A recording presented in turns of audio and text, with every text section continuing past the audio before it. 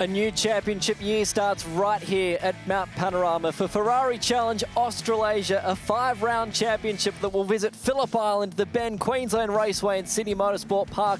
But it's the home of Australian motorsport at Mount Panorama, where the second year of this wonderful championship in this part of the world will set stage. Getting set for race number 1 of the weekend, Brian van der Wacker, Renato Liberto alongside me for this one. Plenty of excitement in and amongst the paddock as race 1's about to get underway, Ren.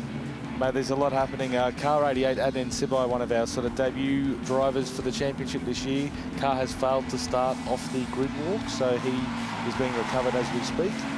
And from our quali session, Michael Walker, car 164, that car has been fully repaired and is back on the grid to start the race. Which is good to hear and good to see.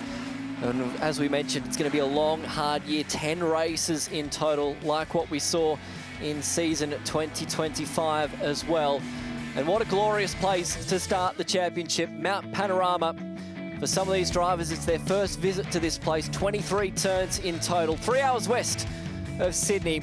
And this 6.213 place of driving excellence is really the place where a lot of people, not just here in Australia, but around the world, have this place on their bucket list to come and try one day. And that elevation change is the one thing that so many people talk about here at Mount Panorama, and just how tight and narrow it is across the top of the racetrack as well, particularly when they head down the mountain. So what we're going to see here is 30 minutes for the opening race of the weekend. Enzo Cheng was brilliant in qualifying earlier on today.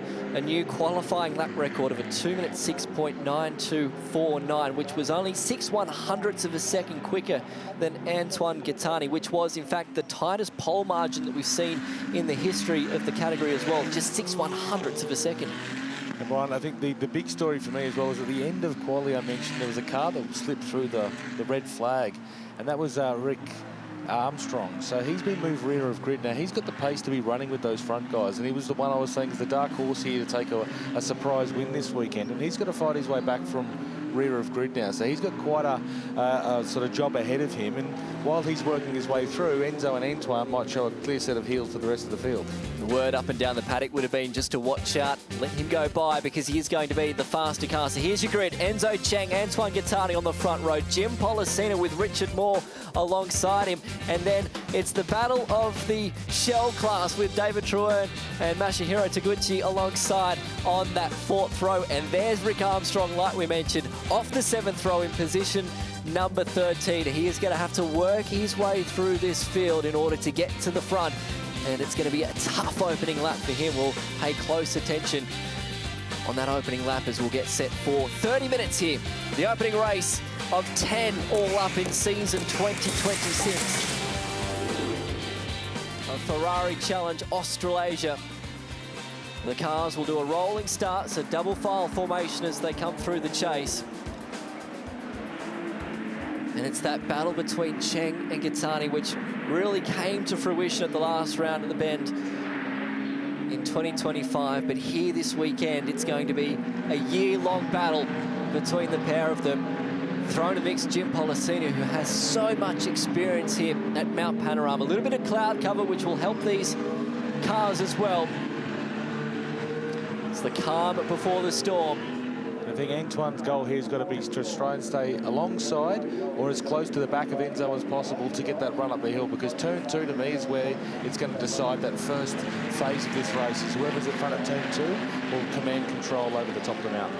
Year 2 of Ferrari Challenge Australasia is about to get underway here at Mount Panorama as season 2026 is green, and it's a great start from Enzo Cheng on that inside front row. He will lead the field through Hell Corner for the first time as Gattani is just trying to hold off Jim Pollicina through the first turn, and he will do that as well. And now we'll try and sit in the draft of Cheng going up Mountain Straight. Rick Armstrong's already picked up 3 spots off the start into turn 1. A really good result for him as well. He'll have his head down now, working past a couple of those Copper Shell and Trofeo 488 cars to try and latch onto the back of these guys at the end of this lap. There he is, The number 2 machine, the white, red and blue Ferrari, the 298 car working his way through the field, going through Griffin's Bend for the first time. Going to make up another spot here as well. So he's certainly picking his way through nicely in the early stages of this race. But out in front, it's Cheng, Gattani, Pollicina, your top 3, all very close to each other already right now. And Pollicina, he means business here. He was quicker towards the back end of last year as well. He's a guy who has so much experience up here at Mount Panorama over a number of years from production cars, even the likes of Super 3 here in Australia, but now loves the challenge of these Ferrari cars, and he'll work his way back down to the S's for the first time. And I think for a driver like of Jim's experience, it's going to be sit tight here and just keep pressure on the back of those guys. You know, it wasn't often last year that they had a really hard sort of fought race for a position. So if he can sit behind them and kind of keep the pressure on them, it might force a mistake for an easy pickup. How's Moore at the moment in Trofeo Pirelli 488? He's also in amongst the mix as well. So we'll see if he can try and fight out those in front for an outright podium position. Wouldn't that be a story here in the opening race of season 2026 as the cars fly down Conrod Straight, getting close to 300 kilometres per hour as they tip it into the kink, and then back down the gearbox to 4th gear, 110 kilometres per hour at the turn-in point here at the left-hander at the chase. And Cheng trying to get the car up to working temps and pressures here before he settles down into a rhythm. Now, chatting to Rick as well about how he's... Well, another spin at the back. There might be Emil Norden, the 100 car, rotating there just into the chase. We'll see if he's made the gravel at all. I just mentioned there, Rick, talking to him, he's running to the chase. He said he all of a sudden was up considerably on his quickest lap in qualifying, and then had a big change going to the chase. He said the car didn't pull up as well. He realised he'd set the car to ABS 3 instead. So he thinks he could have gone 6/10 quicker on his quali lap based on his sectors of where he was for that session. So he may actually have a lot more pace up his sleeve than he showed on the timing sheets, which is going to make it interesting. So adjustable ABS in these cars, also adjustable traction control as well for these drivers to aid them throughout the course of a lap, as Cheng, Gattani, Pollicina 1, 2 and 3 on the road, all covered by less than a second and nose to tail in that battle for position number 1. It's going to be something we'll talk about throughout the portion of this 30 minutes, but the thing about these cars as well, they are hampered by dirty air, so trying to position yourself properly in order to try and not get as much dirty air is something that they'll try and look for, but hard to do when it's very much single file formation across the top of the racetrack. You could see that then by Antoine, you know, deliberately offsetting himself a little bit coming into the grate, and McPhillamy there to try and help just get some air flowing over the front of the car. Jim utilising the other offset the other way, almost mirroring the line that Enzo was. So they're all thinking about it here, and as you say, it is very much in these GT cars, it's usually single file and very close, or, you know, a big issue up there for cleanup. So it's great to see them all sort of respecting each other's space at the moment. I guess just trying to understand the rhythm of this race. And getting into a rhythm is sometimes the difficult thing as well when you've got cars around you all battling for position. So these 3 incidentally have put 2.5 seconds between themselves and Moore back there in position number 4. So they're pulling away now. And incidentally, the rise for Armstrong already up to position number 7, and he's actually done a best across the top of Mount Panorama at a 36.6. So he's continuing to find pace at the moment, and you would probably say a good result for him would be up into position number 4, probably. That's right. He's going to have a lot of work to do. I mean, we definitely don't want to see a safety car here, but I can't see these guys giving up enough time for him to recover that amount of ground at this stage. So P4 is probably a very good result. He can look forward to getting a single point extra for the fastest lap. So that's probably a strategy would be happy with 4th and try and pick up that extra point and hope it makes a difference by the end of the season. So from the margin that we've got between position 1 and 7, which is Armstrong, is about 8.8 seconds. So that's the margin that he'll have to try and close in if he's to possibly at all catch our leaders out in front. So here's a replay of the start. It was Cheng that had to get defensive in that run to turn 1. Likewise for Gattani, because it was Pollicina that was trying to stick the nose down the inside. Yeah, that running to turn 1 so critical. You can see that little bit of a wiggle there he's had on the exit as well. You can lose so much momentum if you get blocked on that inside run that it really affects here. And here's that moment at the chase as well, just having to correct the car back onto the racetrack, and those in behind did a really good job, in fact, to avoid and not get involved in the incident as well. Emil Norden then was the one that got caught up, and it looks like he's brought that car back into the lane. Yeah, I dare say it's probably, you know, the classic thing. You can see a little bit of bodywork hanging off the underside there in the centre floor. Just when the car goes off like that into the gravel, even if it's gentle, it still is very low to the ground. There's a lot of quite delicate aerodynamic work under these cars. So hopefully that's a very quick fix for them to just get him back out there circulating to get some more laps under his belt here. So Pollicina in position number 3 did a best to the first sector, but there's not much you can really do about it because he's having to follow the cars in front, and it's almost a game now of probably waiting towards the back end of this race to make you move. It's almost like a game of chess as to when you do in fact make that race-winning move if it proves to be. And again with Conrod Straight here, just watching the speed trap then, Gaetani 296 in the tow behind Enzo Cheng, even though he wasn't right up the rear bar. As soon as you get into that little bit of a tow, I could see him closing in that final stage in the run into the chase. So that to me there is showing that there is a big opportunity here with these cars to get that tow into the final sort of run into the chase for an overtake, potentially on the last lap here. And where that marker is for the speed trap, these cars are still wide open for probably another 200 metres past that. Yes, so you're looking bang on that 300 kilometres per hour mark going down Conrod Straight, which is seriously impressive in one of these machines. So we're watching Gaetani trying to hold off Pollicina for positions 2 and 3 at the moment. And there's that margin all the way back to Moore in position number 4, but again Moore in that 488 car doing a really good job. And here's Armstrong, he's got 2 cars in front of him. Position 7, he's going to try and pickpocket Wilson and Trewern here and try and find his way in position 5. And Rob Wilson there in the 44 car is effectively the team principal for the car that Rick's running under the Zagami Autosport brand here. So I suspect there might be some team orders at play here, but I'll just go after you, Rick. I'll see you at the finish line. But it's good to see that, you know, Rod's putting a fair bit of pressure here on David Trewern. They're having a great battle here, but I think Rick will probably take his moment to get through cleanly. And based on what I've seen, and Rod being quite quick so far, he should better get past him on Conrad if he gets close enough down the hill. And for Trewern, he is in a different class, so he is in that copper shell class here this weekend. You can spot that with the yellow banner on the top of the windscreen, as opposed to the 44 car of Rod Wilson, who is in Trofeo Pirelli with that red banner across the top of the windscreen too. This is where Rick's going to be quick here. He's got to try and latch onto the back of Rod because he should be able to get a very good tow here running into the bottom of the chase. Rod there for a moment, going for the late apex. I thought for a brief moment he was going to open the door there for Armstrong to go through, but he's not going to make it that easy for him. You've got to be nice to the boss here, Rick. Look after yourself. You might get an invite back for the next round in a couple of weeks' time at Phillip Island. Back through the kink, now under brakes, using every bit of the rotor, the carbon fibre ceramic brakes that we see for these cars. The Plus variant gives them a little bit more longevity as well. And Armstrong now right on the back here as he looks towards the inside. And Wilson is going to make life a little bit difficult for him as he half shuts the door down there at Maguire's Murray's corner. And he's not going to make this too easy for Rick, I reckon. That was probably a little bit close for my mind. And again, Rick very late using all the ABS then going into Hell Corner. This is a good little battle right now for position number 6 on the circuit. And I think the whole time Rick's going to be just looking at up Mountain Straight every lap. They're getting a bit further away. They're getting a bit further away. No team orders here at the moment. So they've worked their way back into Griffin's Bend. Team orders only belongs in Formula 1 at the moment, not in Ferrari Challenge Australasia.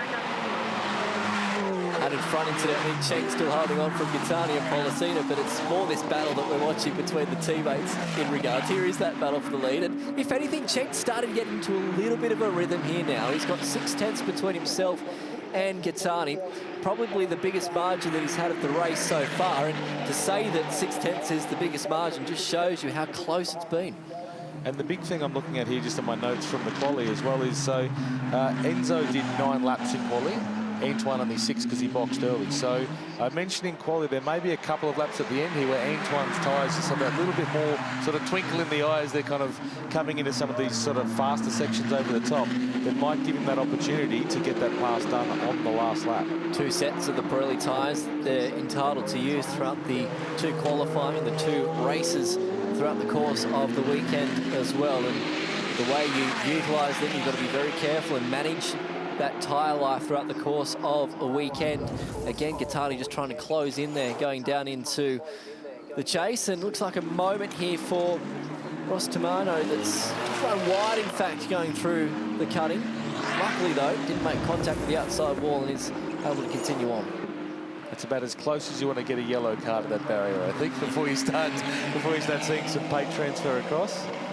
Like we saw earlier on in qualifying, it's very easy to make contact with that outside wall there at the Ford cutting. And here comes Armstrong. He's got more of the car down the inside this time by, and Wilson sees him at the last moment. And if anything, Armstrong didn't give him much room on the exit there and shows him the grass going through Murray's corner, but he gets the spot and now moves himself into position number 6. The next one he's going to try and get past is Trewern in front of him. Now, if I was young Lockie Manif, who's the coach for Trewern, I'd be saying, as soon as he gets close, let him pass. This is not for positioning class. This is a Trofeo Pirelli car coming through on a copper shell. So I'd be letting David give him up. But based on what I've just seen then anyway, give him plenty of room to get through and make that as clean as possible. It was a big old dive bomb, wasn't it? So here it is again on the replay. Car just squirming a little bit under brakes that goes into the ABS.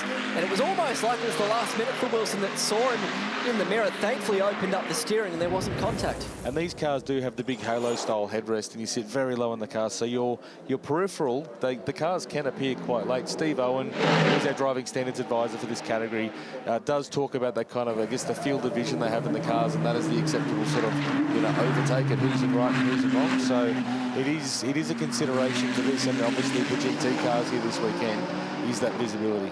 And he was quite a fair way over on the left-hand side of the road, so it might have even been a point that he wasn't even in that. He wouldn't have seen him in the mirror. Correct, correct. So good work by Wilson there just to open that steering right at the apex of the turn as we still watch the battle here for position number 1. It's back down to 4 tenths between Cheng and Gattani, but you don't really need to talk about the margin too much because it speaks for itself at the moment for our leaders out in front. And just watch these speed trap figures again. 5 kilometres per hour quicker in the draft was Gattani, but he's just happy to sit there at the moment. If anything, he's probably a car length or 2 back from where he needs to be in order to make a pass. But again, it's maybe a little bit of that dirty air effect as Policina is now starting to make his car wide in the rear vision mirrors of Gattani in front of him. So the later we get in this race, the more that these guys are going to try and move themselves around the racetrack to try and find a way past. And I think we get another great pickup here by Rick at the same corner as last lap. David's giving him a little bit more space, it looks like this time, to get him through, which is great to see. But also just picking up there, Enzo, new fastest lap, 2:09.1 now. Look at Rod's got back through. Back down the inside, if you don't mind, and he's going to give a little bit of a hip and shoulder for foot serving off the racetrack a lap ago. So there is certainly no team orders here at the moment as Wilson is getting the elbows out here and has now flashed the lights to Trewern in front. So he means business. He'll go towards the left-hand side of the road here on Mountain Straight. It's going to be a long way around the outside here at Griffin's Bend, but I tell you what, he might just be able to do it. Indeed, he does. Good pass around the outside for Wilson. Now moves himself up into position number 5. This is a juicy little battle.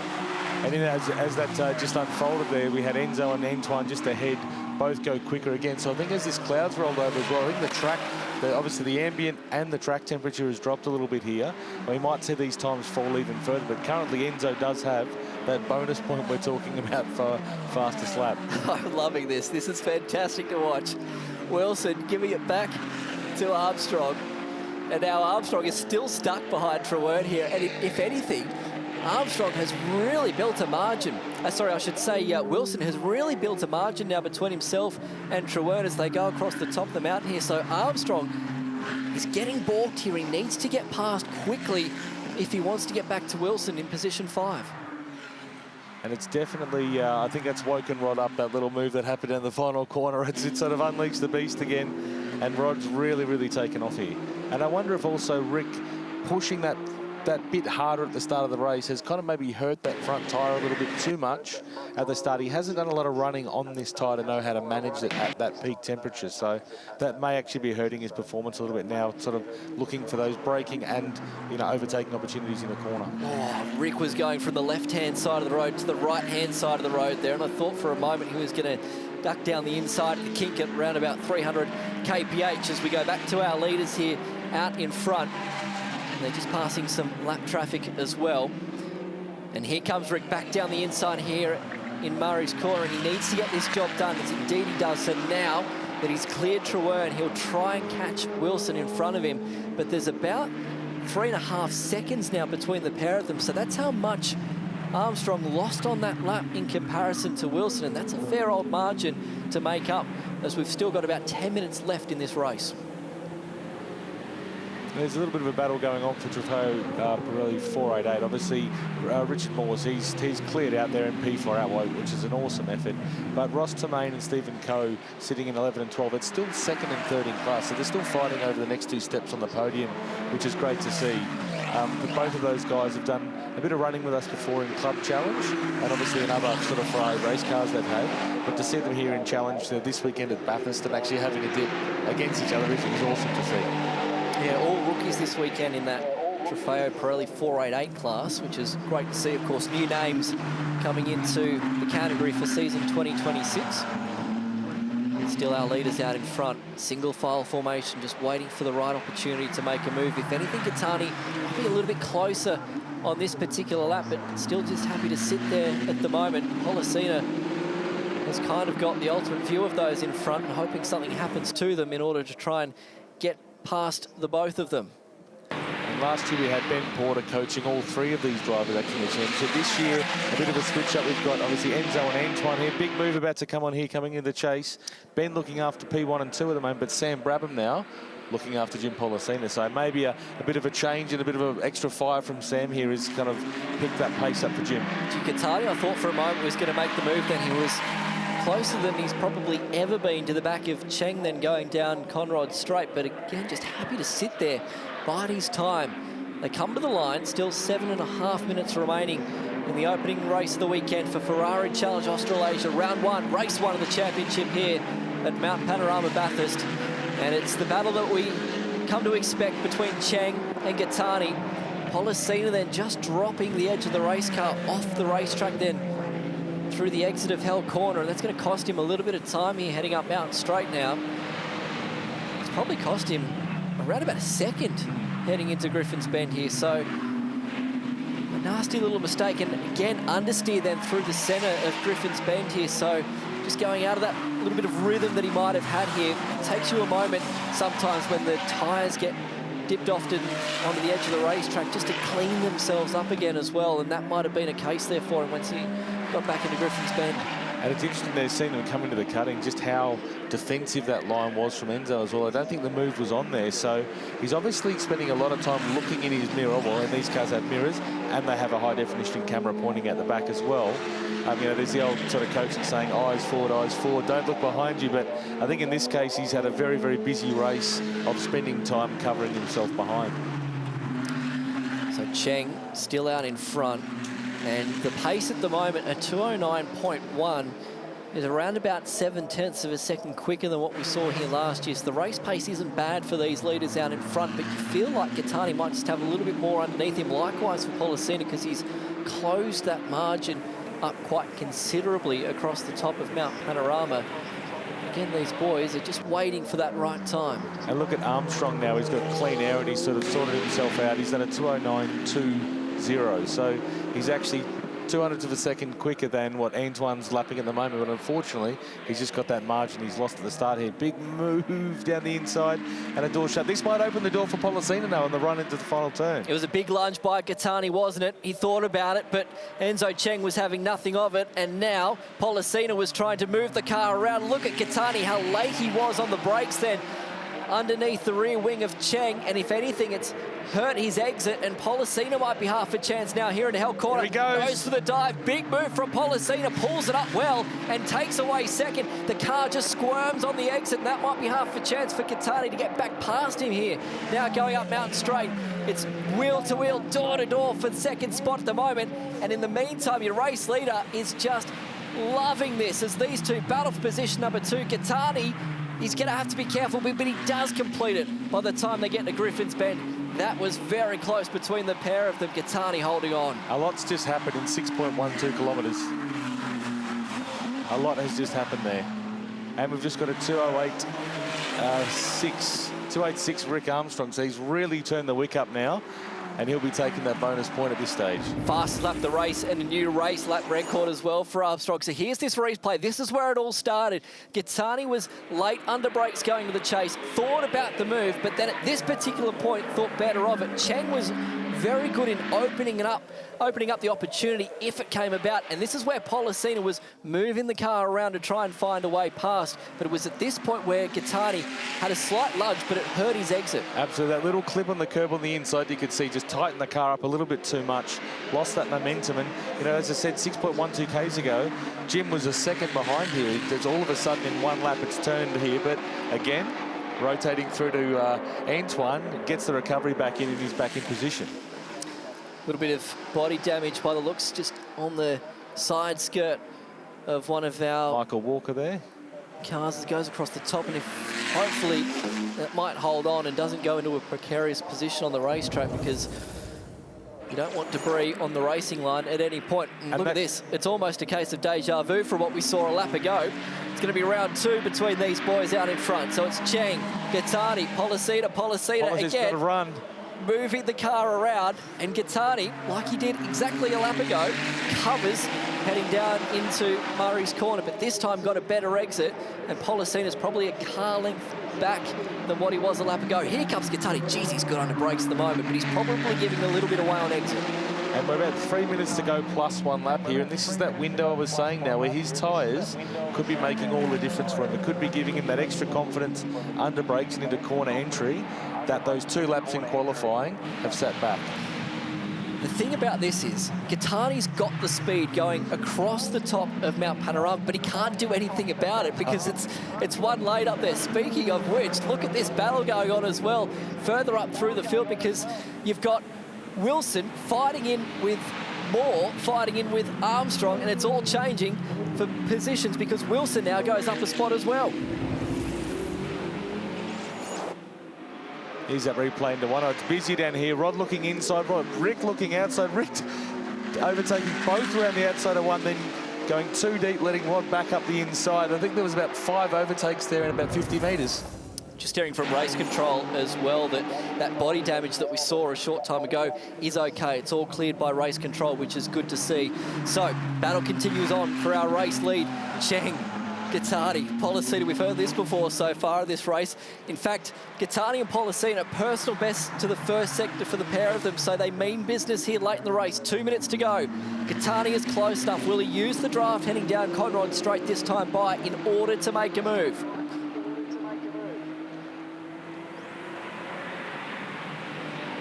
Thunderous roar of these cars as they go over the crest on Mountain Straight. Sorry, I should say Conrod Straight. And here's Armstrong with Wilson and Moore as well. Is there a change here? Looks like Moore just goes towards the outside. In fact, lets Armstrong go through, which is smart driving. Very smart stuff to see. Different classes as well, because for Moore, he doesn't want to give up that Trofeo Pirelli 488 class win here. We go back to our leaders. Cheng holding on. I would say probably 2 laps to go, Ren. And I was just going to say, Rod Wilson, there's the kind of loser in that little overtake there. With he's made it a bit too easy for Rick to get through, Richard. But I think we're going to see a little bit of a tussle here with the front 3 and those next 2 over this next couple of minutes here. But I think you're right, Brian. We've probably got this lap plus 1 more under our belt. Armstrong, we said at the opening that position 4 would probably be where he would want to be. Well, he's 5th at the moment. We'll see if he can try and get past Wilson in these final 2 laps of the race. Pollicina's just falling back here, incidentally, as well. And here's this battle we were talking about. So Armstrong up against Wilson. Now, we saw these 2 come to blows earlier on in the race. I don't reckon this one is done just yet. You can see the attitude there. Rick is pushing way, way harder and deeper under brakes. The rear of that car really dancing around there. So that tells me he's going to be looking for somewhere. There's a big overtake. We're looking bottom of Conrod Straight, Murray's corner. It's going to be a big move if Rick's going to have a go here. Oh, I'm looking forward to it. It'll be good. It'll be good. I can't watch. Can you let me know what happens? Yeah, no worries. I will. You meant to watch your commentator, by the way. Oh, right. Words, so it's I'm all new to this. That's right. So we've got time just about to elapse here, but it's plus a lap. So a lap and a half to go. Leaders down through the dipper once again. Gitani biding his time. Will he make the move? Cheng very strong on the entry into Forest Elbow this time by. So he'll head back down Conrod Straight again. Policina still closing in, so he closes that margin in going across the top. He's been giving up a little bit down the bottom on the last couple of laps. Into sector 1, Armstrong shrunk that gap now to 0.7 to Rod, now 0.6, so it's super close. It's going to be on for young and old here in this last lap and a half. Here comes Gattani again, just moving it ever so slightly onto the left-hand side of the road. Or Cheng was a little bit crossed up then through the exit of the chase. Will it leave him vulnerable down here into Murray's corner? Not quite. Look at the car just darting as he's into the ABS, into the final turn. Should be a lap to go this time by. So 6.213 kilometres remain in race 1 of season 2026 for Ferrari Challenge Australasia. We've got battles for the lead. We've got battles for position number 4 as well as they head back down into the final turn. Armstrong trying to get past Wilson here. Got a good exit then through the final turn. Shows the nose into turn number 1, but not quite close enough this time by. Turn 2, they've got history. Turn 4, they've got history. There's a lot that's going to happen in this last lap for those guys, but it looks like now Enzo's got enough of a margin here that potentially there's a move on here for second, though, with Jim and Antoine. They've got probably a few opportunities going into Forest Elbow if they're close enough. Speaking of opportunities, Armstrong and Wilson, there's body damage. That might have been a side mirror that popped off the side of the Armstrong car. Contact again between the pair of them. Teammates, it's a warfare for position number 4. We're enjoying it. I don't know what the heart rates will be like in and amongst these race suits right now, but it would certainly be well in excess of 100 beats per minute.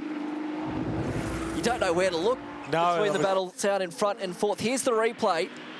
So Armstrong clearly down the inside, and then Wilson was not giving him much. If anything, Armstrong just clipped the inside curb then at the apex turning, which just sent him out wide. Good hard racing between the pair of them, and here's this battle still for position number 1. This is where it's all going to happen, ladies and gents. This last run down to the final turn through Conrod here, it's going to be on, I think Enzo's safe at this stage, I'd say, for this first part, but I think Antoine is definitely under fire from Jim here. You're a brave man to say he's safe because Gattani is closing in here, right in underneath the rear wing of your leader of Cheng. He will try and show the nose. He's been very deep under brakes, but not quite close enough. Cheng has got one more turn to try and survive here down into Murray's corner. He will cover, go towards driver's left.